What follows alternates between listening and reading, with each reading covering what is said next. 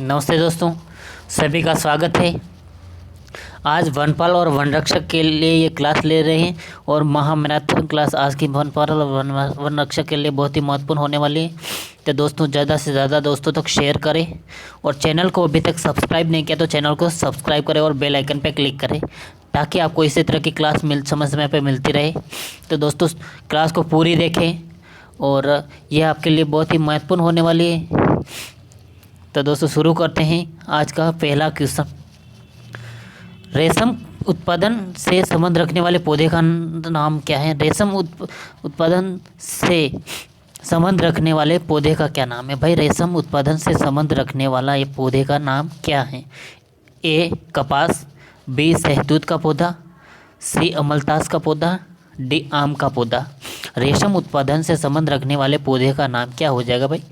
कपास का पौधा, शहतूत का पौधा, अमलतास का पौधा या फिर आम का पौधा। तो इसका राइट आंसर क्या हो जाएगा भाई? इसका राइट आंसर हो जाएगा बी, राइट हो जाएगा। इसका राइट आंसर कौन सा आ जाएगा? बी, शहतूत का पौधा। रेशम उत्पादन से संबंध रखने वाला पौधा कौन सा हो जाएगा? शहतूत का पौधा। इसका राइट आंसर बी हो जाएगा। रेशम उत्पादन शहतूत के पौधे से प्राप्त किया जाता है। रेशम किससे प्राप्त किया जाता है भाई? शहतूत के पौधे से। तो इसी तरह से दूसरा क्वेश्चन हो जाएगा कि सीता माता वन्यजीव अभयारण्य मुख्यतः किस के लिए प्रसिद्ध है? सीता माता वन्यजीव अभयारण्य मुख्यतः किस वन्यजीव के लिए प्रसिद्ध है? ए शेर के लिए, बी उड़न गिलहरी के लिए, सी भालू के लिए, डी काला हिरण के लिए। सीता माता वन्यजीव अभयारण्य किस वन्यजीव के लिए प्रसिद्ध है? शेर के लिए, उड़न गिलहरी के लिए, भालू के लिए या फिर काला हिरण के लिए। तो इसका राइट आंसर क्या हो जाएगा? इसका राइट आंसर हो जाएगा ऑप्शन नंबर बी, सीता माता वन्यजीव अभयारण्य उड़न गिलहरी के लिए प्रसिद्ध है। किसके लिए प्रसिद्ध है?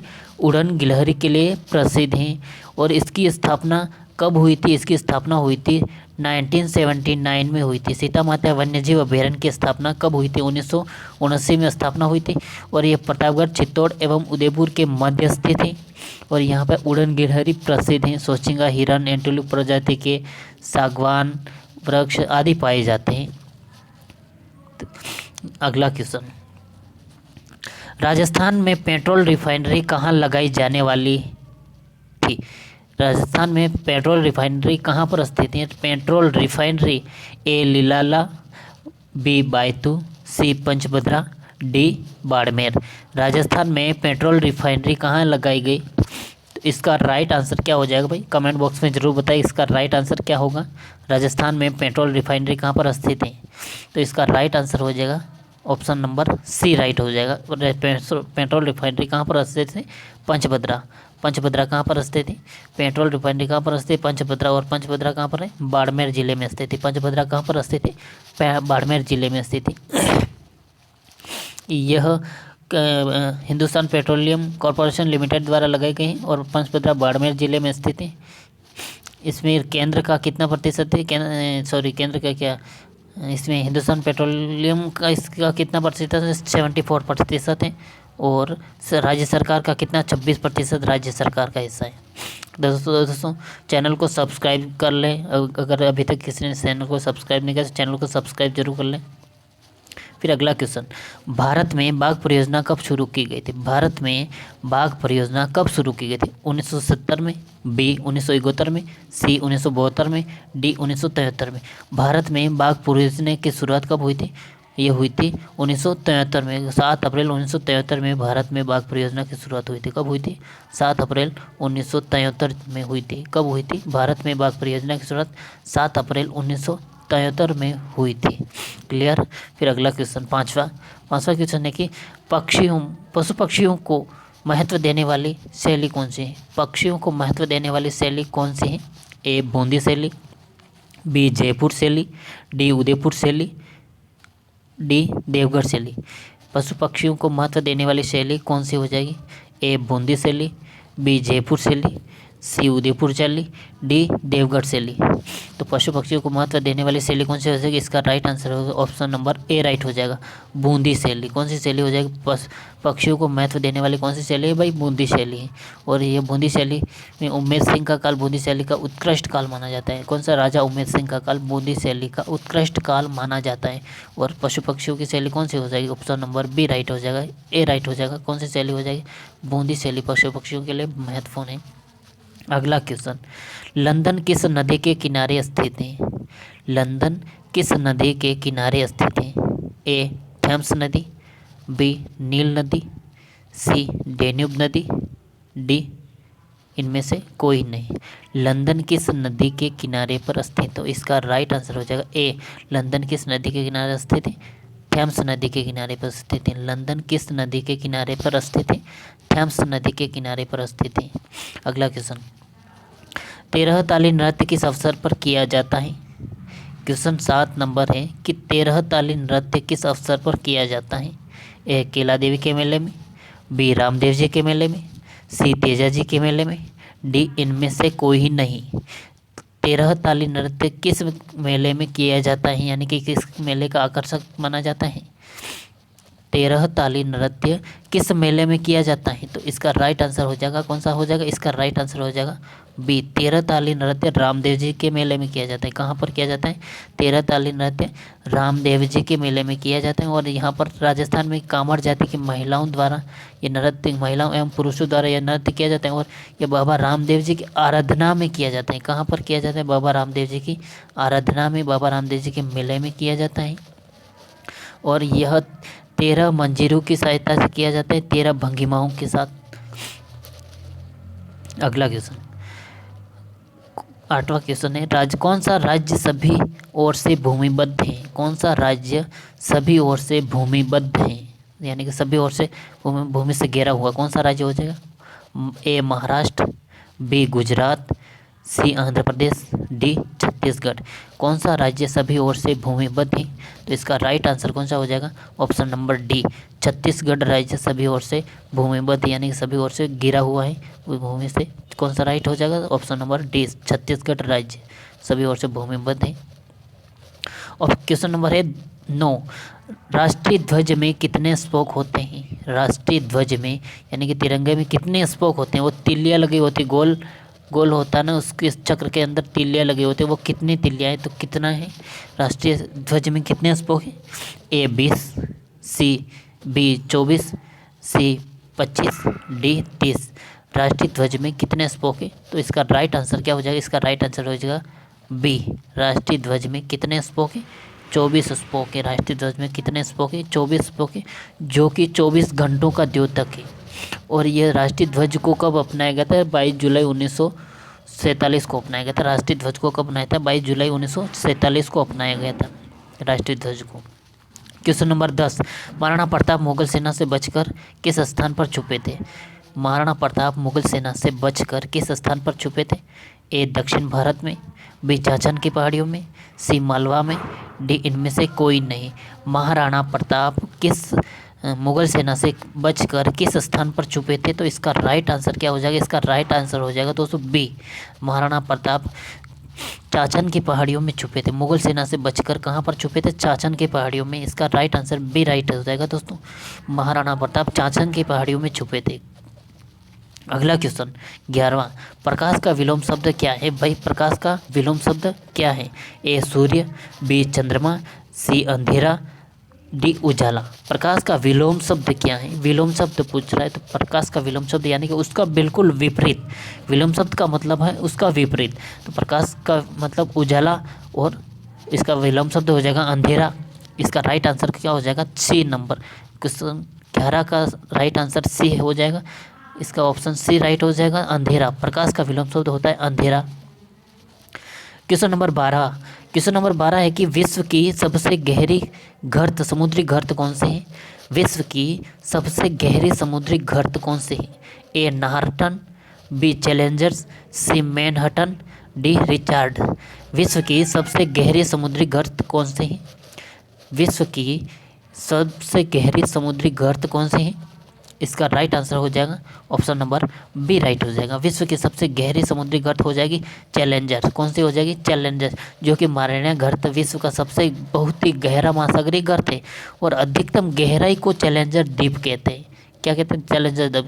लगभग कितने? 10,994 मीटर। कितनी हो जाएगी? 10,994 metre. 10,994 metre.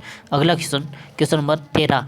Vasco D gamma Bharat में पहली बार कदम कब रखा था? वास्को डी गामा ने भारत में पहली बार कदम कब रखा था? ए 1398 में, बी 1498 में, सी 1598 में, डी इनमें से कोई नहीं। वास्को डी गामा ने भारत में सर्वप्रथम कदम कब रखा था? और वास्को डी गामा कौन था?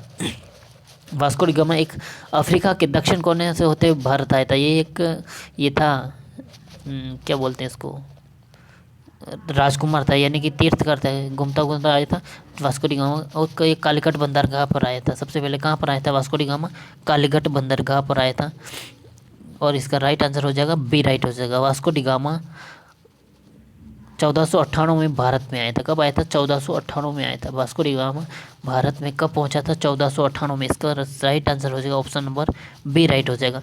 वास्को डी गामा कौन था? इसका कमेंट बॉक्स में इसका आंसर जरूर दे कि वास्को डी गामा कौन था और ये भारत में क्यों आया था, इसके बारे में ज़रूर बताएं। अगला question, question number 14। Vande Mataram के रचयिता कौन है? क्वेश्चन है 14 नंबर का कि इसमें लिखा है कि वंदे मातरम के रचयिता कौन थे, यानी कि कौन है? वंदे मातरम के रचयिता कौन है? ए रविंद्रनाथ टैगोर, बी बंकिम चंद्र चटर्जी, सी अरविंद घोष, डी सुमित्रा नंदन पन्त। वंदे मातरम के रचयिता कौन है? तो इसका राइट आंसर हो जाएगा option number B. Vande Mataram के रचयिता हैं बंकिम चंद्र चटर्जी और रविंद्रनाथ टैगोर किसके रचयिता हैं? राष्ट्रगान के रचयिता हैं रविंद्रनाथ टैगोर। किसका रचयिता? राष्ट्रगान। और वंदे मातरम के रचयिता कौन हो जाएगा? Bankim Chandra Chatterjee. Option number B right हो जाएगा। अगला क्वेश्चन, क्वेश्चन नंबर 15। ऊँट के मुंह में जीरा का अर्थ क्या होता है? ऊँट के मुंह में जीरा, यानी कि इसका अर्थ क्या होगा? ए अत्यंत कम, बी बहुत अधिक, सी कुछ भी नहीं, डी इनमें से कोई नहीं। ऊँट के मुंह में जीरा, इसका राइट आंसर क्या हो जाएगा भाई? इसका राइट आंसर हो जाएगा ए। ऊँट के मुंह में जीरा का अर्थ है अत्यंत कम। ऊँट के मुंह में जीरा, इसका अर्थ होता है बहुत ही कम। दोस्तों चैनल को सब्सक्राइब जरूर कर लीजिए। अगला क्वेश्चन, क्वेश्चन नंबर 16। घी के दिए जलाना, घी के दिए जलाना, इसका अर्थ क्या है? कि घी के दिए जलाना, इसका अर्थ क्या हो जाएगा? ए प्रकाश करना, बी अंधेरा दूर करना, सी खुशी मनाना, डी इनमें से कोई नहीं। घी के दिए जलाना, प्रकाश तो तेल से भी कर सकते हैं, तो घी के दिए जलाने का मतलब होता है खुशी मनाना। ऑप्शन नंबर सी राइट हो जाएगा। घी के दिए जलाना, इसका राइट आंसर क्या हो जाएगा? ऑप्शन नंबर सी हो राइट हो जाएगा। घी के दिए जलाना मतलब खुशी मनाना। खुशी के दिन होते हैं, कुछ भी होता है तो उस समय घी के दिए जलाते। अगला क्वेश्चन, क्वेश्चन नंबर 17। गदर पार्टी के नेता कौन? गदर पार्टी के नेता कौन थे? ए भगत सिंह, बी लाला हरदयाल, सी बाल Gangadhar Tilak, D B D Savarkar. गदर पार्टी के नेता कौन थे? क्वेश्चन आपके सामने दे रखा है कि 17 नंबर का क्वेश्चन है कि गदर पार्टी के नेता कौन थे। इसका राइट आंसर क्या हो जाएगा? इसका राइट आंसर हो जाएगा ऑप्शन नंबर बी राइट हो जाएगा। गदर पार्टी के नेता कौन थे? लाला हरदयाल, सोहन सिंह भकना, ये सारे गदर पार्टी के नेता थे। गदर पार्टी के नेता कौन है? लाला हरदयाल, सोहन सिंह भकना, ये आदि क्या है? गदर पार्टी के नेता थे। अगला question, question number 18। Question number 18 है कि फ्रांस की राजधानी का नाम क्या है? क्वेश्चन नंबर 18 क्या है कि फ्रांस की राजधानी क्या थी? ए पेरिस, बी लंदन, सी मॉस्को, डी रोम। तो फ्रांस की राजधानी क्या हो जाएगी? ऑप्शन नंबर ए राइट हो जाएगा। इसकी राजधानी है पेरिस। फ्रांस की राजधानी क्या हो जाएगी? पेरिस। Question number 19। लोगोवाला की लड़ाई किस जिले में हुई थी? क्वेश्चन नंबर 19 क्या है कि लोगोवाला की लड़ाई किस जिले में हुई थी? बाड़मेर जिले में, जैसलमेर जिले में, बीकानेर जिले में या जोधपुर जिले में? लोगोवाला की लड़ाई किस जिले में हुई थी? लोगोवाला की लड़ाई किस जिले में हुई थी? तो इसका राइट आंसर क्या हो जाएगा? इसका राइट आंसर हो गया ऑप्शन नंबर बी राइट हो जाएगा, जैसलमेर। लोगोवाला की लड़ाई जैसलमेर जिले में हुई थी। किस जिले में हुई थी? लोगोवाला की लड़ाई जैसलमेर जिले में हुई थी। और ये कब हुई थी? लगभग ये 1971 में हुई थी और ये भारत पाकिस्तान के मध्य हुई थी, जिसमें भारत के 120 सैनिक जो पाकिस्तान की 3000 फौज पर भारी पड़े थे। बहुत और इसे पाकिस्तानी टैंकों का कब्रिस्तान कहा जाता है। लोगों वाला को क्या कहते हैं? पाकिस्तानी टैंकों का कब्रिस्तान कहा जाता है। क्वेश्चन नंबर 20, बिट्स क्या है और कहाँ पर स्थित है? बिट्स, BITS, बिट्स क्या है और कहाँ पर स्थित है? तो बिट्स क्या है और कहाँ पर स्थित? बिट्स ये है ऑप्शन नंबर सी राइट हो जाएगा। इसका कहाँ पर स्थित है? झुंझुनू जिले में स्थित है। बिट्स कहाँ पर स्थित है? झुंझुनू जिले में स्थित है। बिट्स क्या है? Bits Birla institute of technology of science, Pilani, Jhunjhunu में स्थित है। बिट्स भी क्या है? Birla institute of technology of science. Question number 21, Keoladeo राष्ट्रीय उद्यान कहाँ स्थित है? केवलादेव राष्ट्रीय उद्यान कहाँ स्थित है? ए भरतपुर जिले में, बी सवाई माधोपुर जिले में, सी धौलपुर जिले में, डी करौली जिले में। केवलादेव राष्ट्रीय उद्यान किस जिले में स्थित है? केवलादेव राष्ट्रीय उद्यान ऑप्शन नंबर इसका ए राइट हो जाएगा। केवलादेव राष्ट्रीय उद्यान भरतपुर जिले में स्थित है। कहाँ पर स्थित है? भरतपुर जिले में स्थित है। और इसकी स्थापना हुई थी 1956 में, 1956 में इसकी स्थापना हुई थी। और 1981 में इसे राष्ट्रीय उद्यान घोषित किया था। कब किया था? 1981 में। और 1985 में इसे यूनेस्को की धरोहर सूची में शामिल किया था। कब किया था? 1985 में। 1956 में स्थापना हुई थी, 81 में इसे राष्ट्रीय उद्यान का दर्जा मिला और 85 में इसके यूनेस्को की प्राकृतिक विश्व धरोहर में शामिल किया गया था। केवलादेव राष्ट्रीय उद्यान, इसे घना पक्षी विहार भी कहते हैं और यह भरतपुर जिले में स्थित है। क्लियर। फिर अगला क्वेश्चन हो जाएगा क्वेश्चन नंबर 22, जसवंत थड़ा कहाँ स्थित है? क्वेश्चन 22 न है, जसवंत थड़ा कहाँ पर स्थित है? ए जयपुर में, बी जोधपुर में, सी जैसलमेर में, डी उदयपुर में। जसवंत थड़ा कहाँ पर स्थित है? तो जसवंत थड़ा हो जाएगा जोधपुर जिले में स्थित है। ऑप्शन नंबर बी राइट हो जाएगा। जसवंत थड़ा कहाँ पर स्थित हो जाएगा? जसवंत थड़ा जोधपुर जिले में स्थित है। और राजा सरदार सिंह द्वारा महाराजा जसवंत सिंह की याद में सफ़ेद संगमरमर से निर्मित एक महल है, स्मारक है, शाही स्मारक। इस जसवंत थड़ा क्या है? जोधपुर में स्थित है। ऑप्शन नंबर बी राइट हो जाएगा। अगला क्वेश्चन नंबर 23 है कि पनामा नहर किन दो महासागरों को जोड़ती है? क्वेश्चन नंबर 23 क्या है? कि पनामा नहर, कौन सी नहर? पनामा नहर किन दो महासागरों को जोड़ती है? पनामा नहर किन दो महासागरों को जोड़ती है? ए प्रशांत महासागर और अटलांटिक महासागर, बी प्रशांत महासागर और हिंद महासागर, सी हिंद महासागर अटलांटिक महासागर, डी प्रशांत महासागर और हिंद महासागर। पनामा नहर किन दो महासागरों को जोड़ती है? तो इसका राइट आंसर क्या हो जाएगा? ऑप्शन नंबर ए राइट हो जाएगा। पनामा नहर प्रशांत महासागर और अटलांटिक महासागर को जोड़ते हैं। और इस नहर की लंबाई कितनी हो जाएगी? 72 किलोमीटर लंबी है और 90 मीटर चौड़ी है। यह नहर कितनी? 72 किलोमीटर लंबी और 90 मीटर चौड़ी है नहर है। पनामा नहर प्रशांत महासागर और अटलांटिक महासागर को जोड़ती है। अगला क्वेश्चन नंबर 24 है, ग्रेट बैरियर रीफ किस महाद्वीप के समीप स्थित है? ग्रेट बैरियर रीफ किस महाद्वीप के समीप स्थित है? Australia, B Asia, C Africa, D उत्तरी अमेरिका। ग्रेट बैरियर रीफ किस महाद्वीप में स्थित हो? तो इसका राइट आंसर क्या हो जाएगा? इसका राइट आंसर हो जाएगा दोस्तों ए। ग्रेट बैरियर रीफ किस महाद्वीप में स्थित है? किस महाद्वीप में? ऑस्ट्रेलिया महाद्वीप के। यह ऑस्ट्रेलिया महाद्वीप के पूर्वी तट पर स्थित है और ये विश्व की सबसे बड़ी मूंगे की चट्टान भी कहा जाता है इसे, ग्रेट बैरियर रीफ।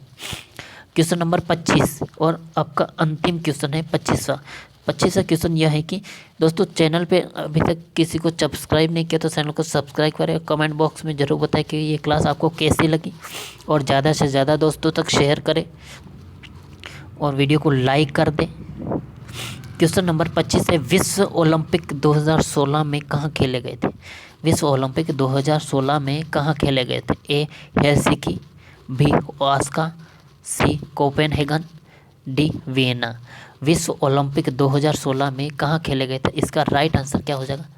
इसका राइट आंसर क्या हो जाएगा दोस्तों? ये क्वेश्चन थोड़ा गलत है। इसका राइट आंसर इसमें से कोई नहीं, तो इसका राइट आंसर शायद रियो डी जेनेरियो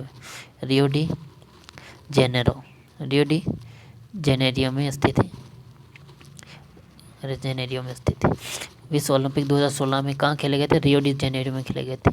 ये सारे ऑप्शन इस गलत है, इसमें से कोई राइट नहीं। इसका राइट आंसर हो जाएगा रियो डी जेनेरियो। विश्व ओलंपिक 2016 में कहाँ खेले गए थे? रियो डी जेनेरियो में खेले गए थे। तो दोस्तों चैनल को सब्सक्राइब करें और इसी तरह की क्लास को देखने के लिए वीडियो को लाइक करें, कमेंट बॉक्स में ज़रूर बताएं कैसी लगी क्लास और चैनल को सब्सक्राइब जरूर कर लें क्योंकि इससे हमारा हौसला बढ़ता है। थैंक यू, धन्यवाद।